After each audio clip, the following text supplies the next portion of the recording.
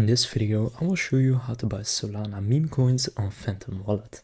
So to do this, first just go and open up Phantom Wallet, and you will need to deposit some money into your Phantom Wallet account. Now, if you're not sure how to do this, I recently created a video about that as well, so I'll link that one down in the description. So after you have deposited some money into your Phantom Wallet, just gonna click on swap, and then here at the top select a cryptocurrency that you own. For example, I have a bit of Solana, and then at the bottom just click on whatever it says right now, and then for the network you want to select Solana.